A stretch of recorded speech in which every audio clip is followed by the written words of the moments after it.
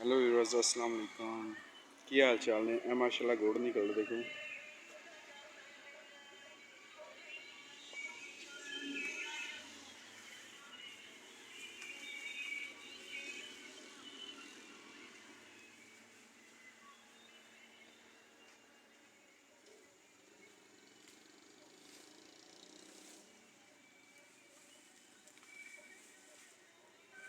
ए माशाल्लाह गुड़ देखो, ए गुड़ बनया हूँ।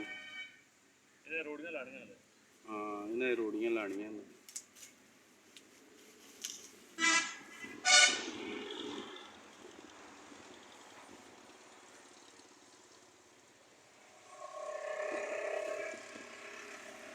इत्थे जूस निकलदा वेलने च, फिर जूस आंदा है,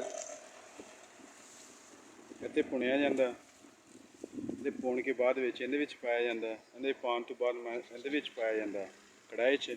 कढ़ाई च फिर गर्म हुंदा बहुत ज़्यादा। गर्म होने तो बाद काफ़ी देर गर्म होने तो बाद फिर बाद विच इंदा गुड़ बन जांदा। बाद च रंबे दे नाल छोटे छोटे रंबे पे इहदे नाल रोड़ियां बनांदे आ।